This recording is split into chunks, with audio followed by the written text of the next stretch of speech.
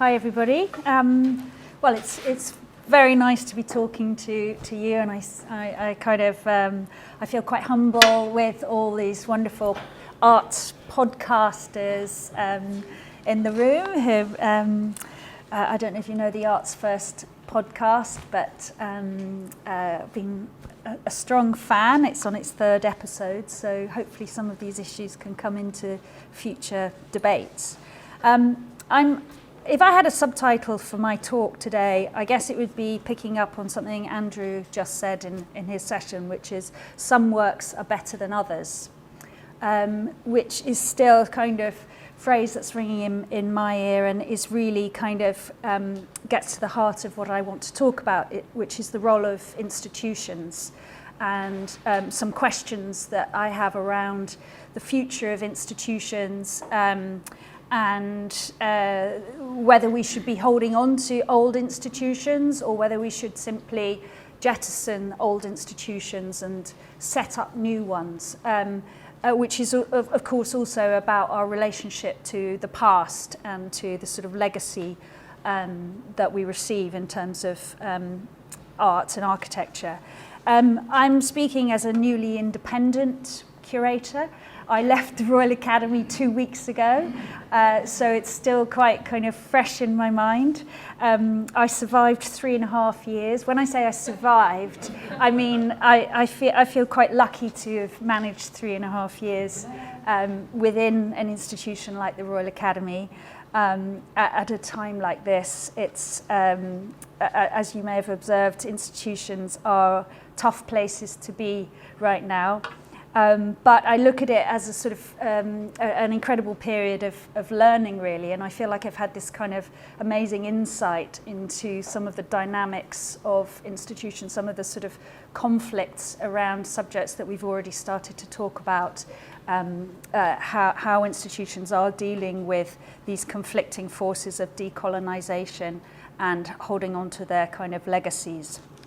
So I want to sort of look at questions like this, the significance of the institution, the relationship of institutions to their audience, which I think is very key, and the relationship of institutions to expertise versus the idea of participation being everything.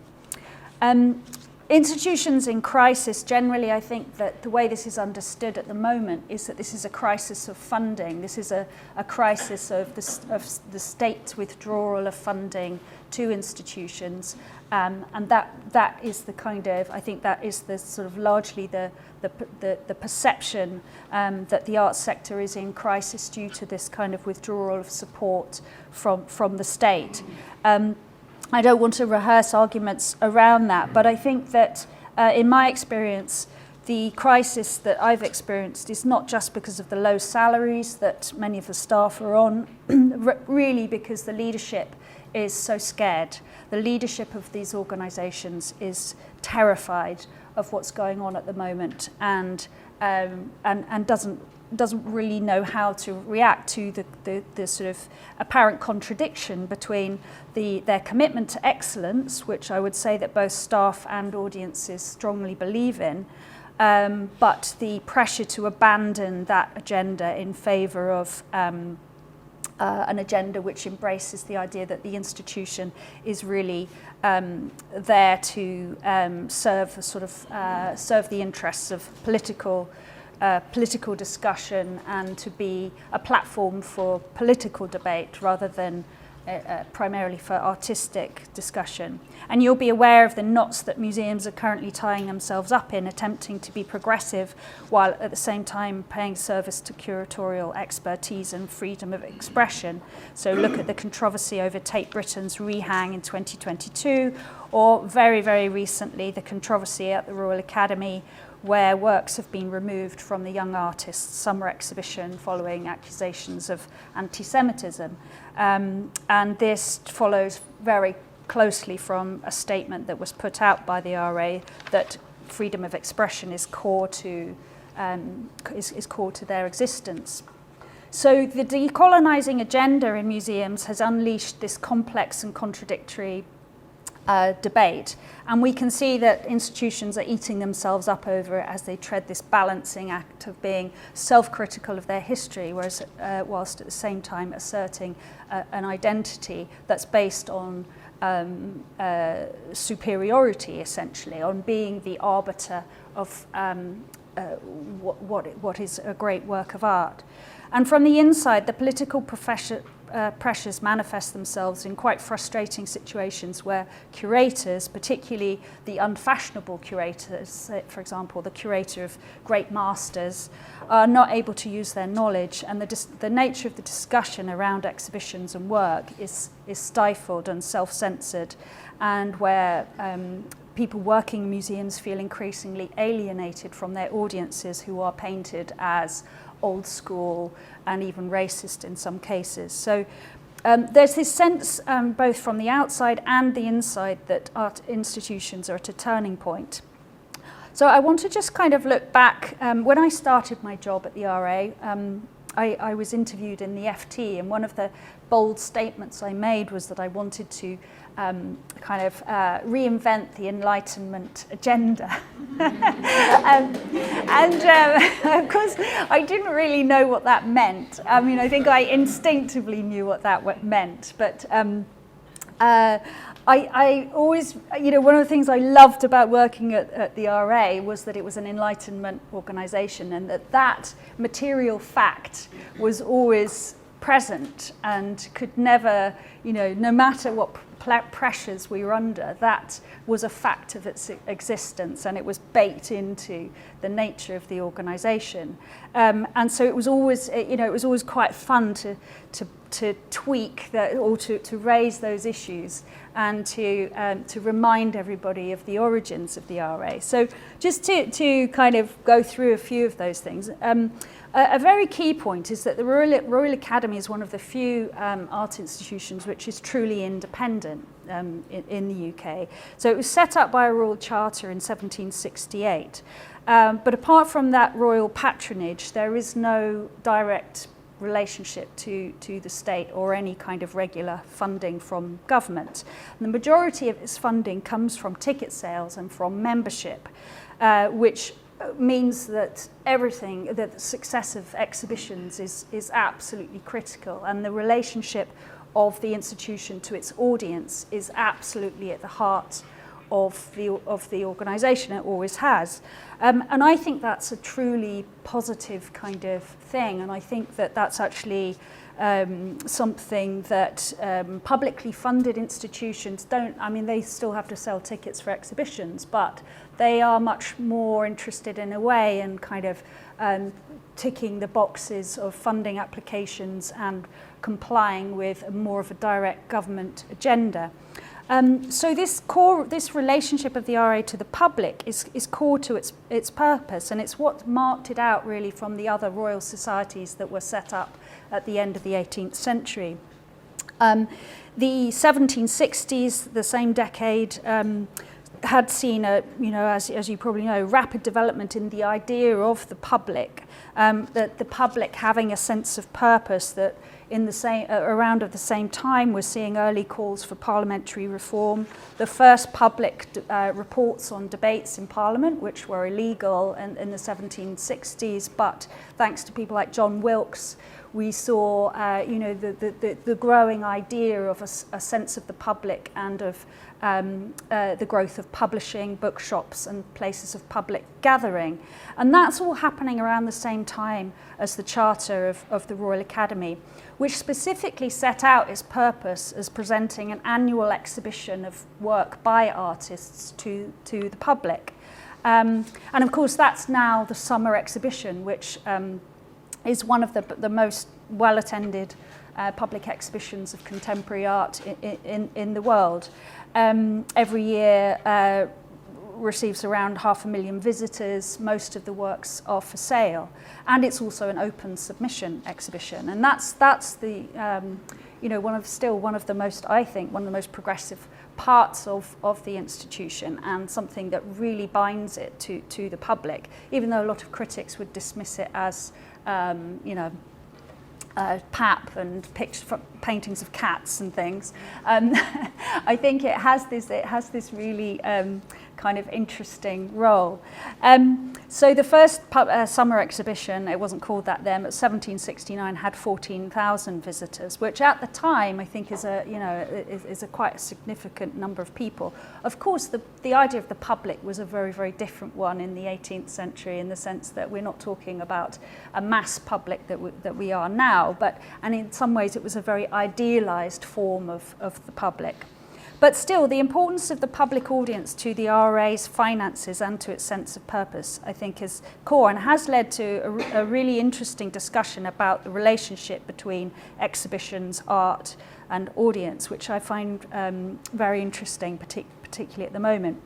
And in general, my experience at the RA reinforced the belief that I had before working there, that institutions too often talk down to their audiences and increasingly use exhibitions to preach or persuade their visitors of something, rather than offering a direct encounter between art and the audience, which is what I, as a curator, that's always been my strong belief, is that the curator is not there to preach, but to find a way to present the work in its most direct form to the audience. But I think today what you see just is going beyond the RA now. If you look at other institutions, there's a conscious attempt going on to create a break with the audience, and a constant talk about attracting new audiences and distancing themselves from the idea of the audience as a group of connoisseurs who are followers of art or are loyal to an institution. So if you look at the director of Tate, Maria Balshaw, she's really a kind of leading voice. I think she really expresses more than anyone else this sort of the desire of institutions to reject their old audiences and to attract new ones. And really for her, everything is about this question of audience, but I'd say not in the progressive way that the Royal Academy set out their view of the public in the 18th century, but in a way that where she would really see the audience as the sort of arbiter. So her mission in taking up the role was to get away from this elitist art aficionado audience, and her view of the museum, which she's written about in a new book which came out last month called Gathering of Strangers, Why Museums Matter, which I think would be a good subject for the podcast, is really that the role of the museum is to be a platform for public debate. This was based on a series of lectures she gave just after COVID. She said, I've started to understand that the problem with the museum paradigm is that you're supposed to be an authority.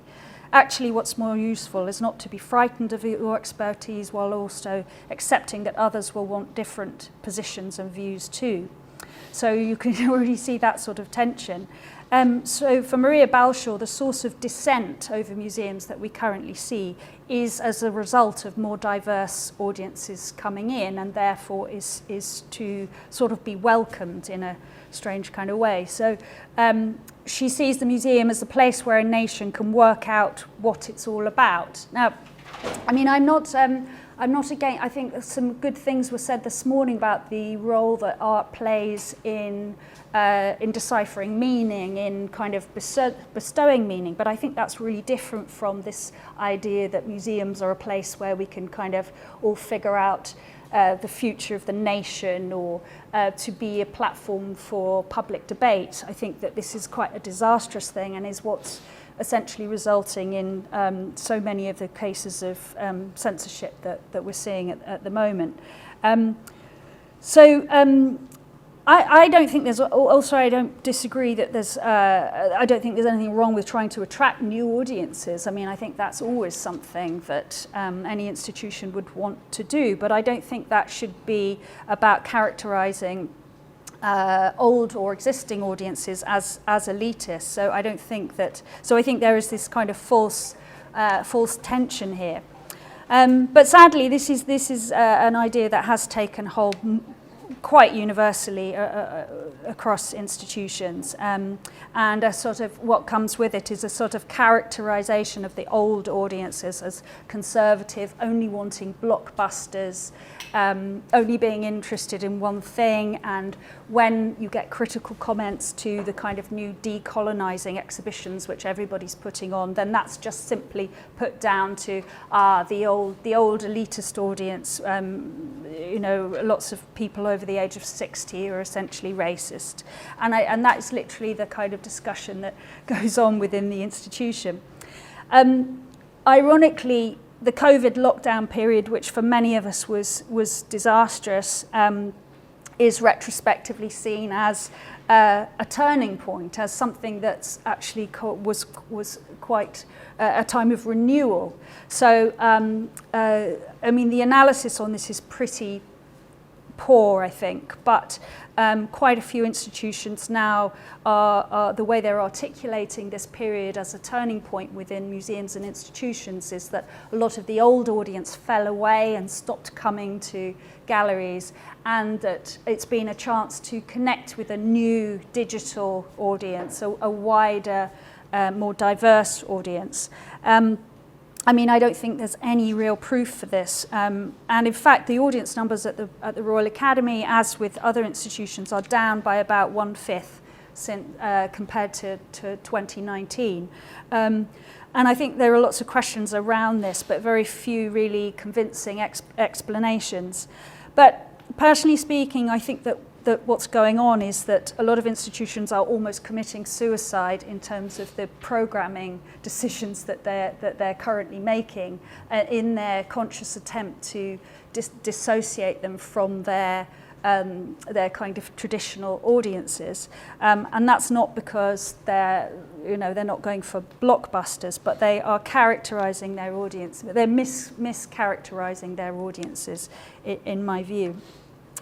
Just to go back to the 1760s, though, I want to just kind of look at the idea of the public, this sort of idealised public, from the time when the RA was founded, which I think is really interesting and helps to understand in this kind of discussion about audiences. The RA, in fact, wasn't the first artists' organisation to hold an exhibition in Britain.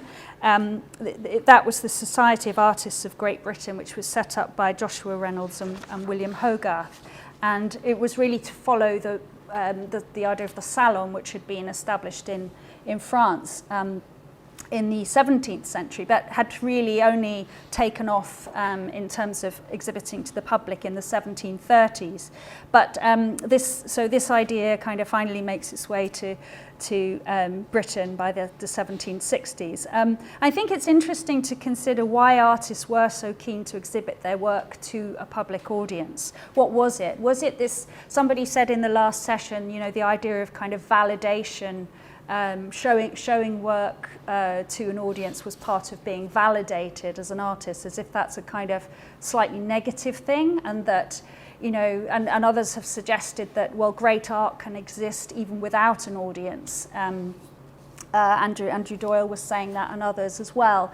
And I think that's certainly true, but I do think that the relationship to audience is absolutely critical in terms of society defining, making judgments about what's great and what's not. And so the question of Shakespeare being a genius, I think, of course, you could say that's an objective fact, but the judgment that he's a genius can only be made by, more widely through a collective reception of the work and a debate around it. So in that sense, I think that the question of the relationship between artist and audience is absolutely critical. And I think that was what was recognised in the 18th century, is that for artists to carry to have the sort of professional status that they wanted, that was inseparable from a debate around what was a great work and what wasn't a great work, and that debate could only happen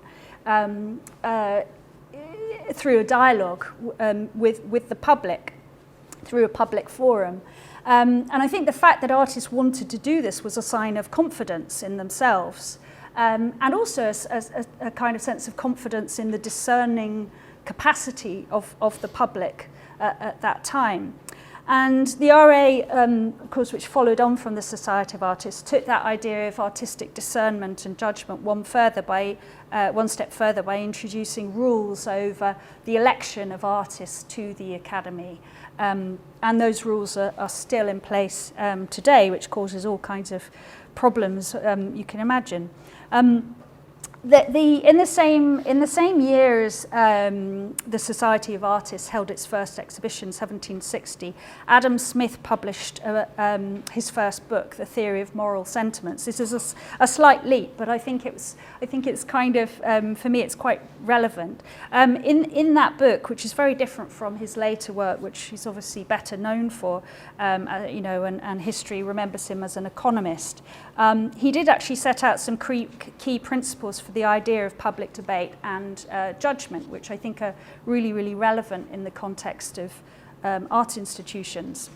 And he wrote that instead of reasoning about abstract moral principles, as classical philosophers had done, he wanted to develop an analysis that placed human feelings and the workings of the mind and critical judgment at the heart of things. And he showed that ethics and behaviour are shaped by self-regulation and self-reflection, which is part of a dialogue, a social dialogue.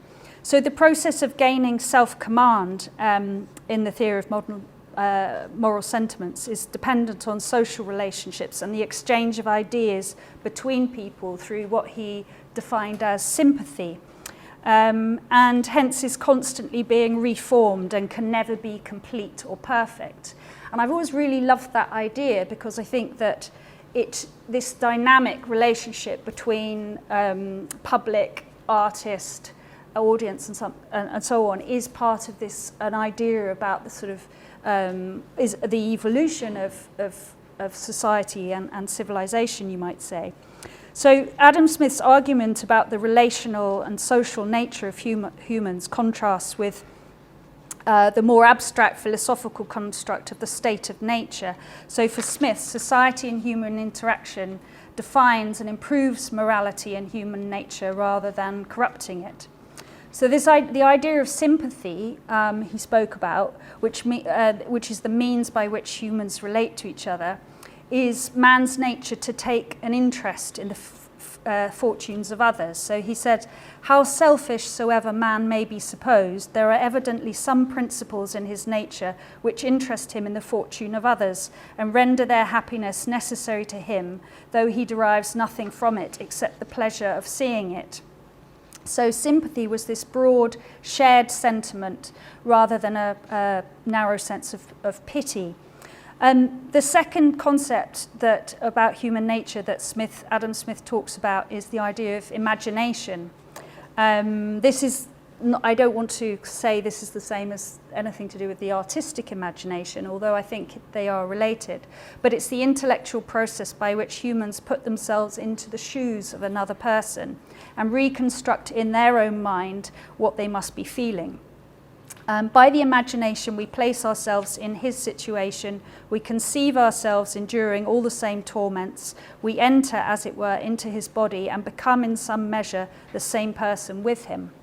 I think that's a kind of really wonderful idea. I mean, in a way, it's what Shakespeare was doing, nearly 200 years earlier, but I think that it's articulated by Adam Smith in a really wonderful way at precisely the time when organisations, artists were seeking a kind of validity through this kind of exchange of ideas with an audience, which I think is so this idea of kind of sympathy and imagination, being able to see the world from someone else's point of view, is quite intrinsic to that. And with that goes the idea of mutual respect between audience and artists. So to come back to my experience of the RA, and I said I thought institutions are committing suicide at the moment by their programming decisions, which is a bit of a bold statement, but I think that's what I experienced through my sort of being involved in decisions about exhibitions. I mean, we used to have one of the things I enjoyed most, we would have a monthly proposals meeting where anybody could bring an exhibition proposal to the table and it would be debated. And I was always amazed that more people didn't make proposals, because anybody could make a proposal, anybody could send one in, curators within the RA could make them. And I made loads, obviously, some of which got through, mostly didn't. But I think that what was frustrating, what was sad to see, was that so rarely was any of the discussion about the works of art themselves or the artists. The vast majority of the discussion was around the subject of representation, and all the various other political concerns, which meant that you had real experts sitting around the table who very, very rarely opened their mouths or said anything at all. And most of the discussion was led by the kind of senior management. And I sort of always made it my mission to say something, in the discussion, whether or not the subjects I knew nothing about, but I just thought, well, if I'm there asking a question or saying what I think about this, then maybe that will help other people to give an opinion as well. And hence I was only there 3.5 years. But I think it is one of those kind of, it's really a sad thing that you've got all that expertise there and a very, very poor level of discussion. And I think it sort of watching Kenneth Clarke's Civilization, as we were instructed to do for the Academy, one of the things that struck me about it was the richness of language and vocabulary that he had around discussing art and architecture, which is just a kind of language that you just don't hear anymore, even within the Academy. So, whether he's talking about the quality of line or the technical prowess of the craftsman or the vigor or energy, these sort of really kind of wide-ranging, rich means of describing work and describing why what made it great. Of course, I mean, that whole series is interesting. It's fun. It's amazing, and I was kind of. It was amazing also the way this was clearly framed as a personal view at the beginning of each episode, a personal view, and I think this idea that it's a form of judgment, and the idea that you can even have a personal view, even if that's well argued and based on. I would say that great art is not simply about an opinion. I think there's an objective basis to why something is great, but I don't think that removes the necessity for being able to articulate that or to be able to argue for it. And I think this is one of the things that is really, really missing right now, is that that we are losing that ability to be able to judge works and describe them and articulate what makes them great in their own terms. And so I see that as institutions are in real trouble if they're not able to do that.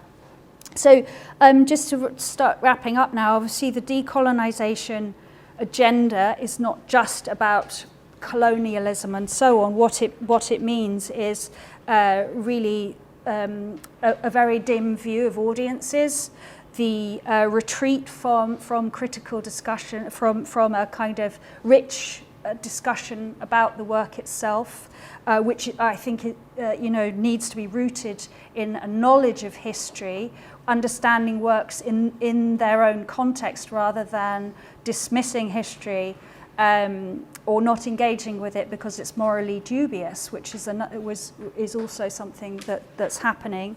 Having a personal view, as Kenneth Clarke did, having opinions is absolutely frowned on, which is shocking, really. But on the other hand, I think all is not lost. I absolutely loved working at the Royal Academy, and I think one of the reasons for that is that the people I worked with there are some of the most skilled, knowledgeable and dedicated people I've ever worked with. And you have to, I think that's the sort of thing that really reinforces your faith in the possibility to revive institutions. People are paid extremely poorly, and the respect and credit that's given to the staff within institutions is really terrible, particularly anybody that's not leadership, so curators, the people that expert art handlers, conservators, exhibition managers and so on, all highly, highly skilled. And I think one of the reasons that people put up with such poor, terrible pay and really, really kind of these frustrating situations is because they are committed to the idea of excellence, and they, and everybody knows that they're part of this kind of tradition. It's an incredible tradition of upholding excellence, and people want to be part of that. And I think that's that really, really gives me hope. But I think there is an awful lot of fear in the institution right now. And I must say the experience of leaving was very, very interesting, because I was constantly told by management that, by asking all these questions, I'm isolating myself and, alienating people.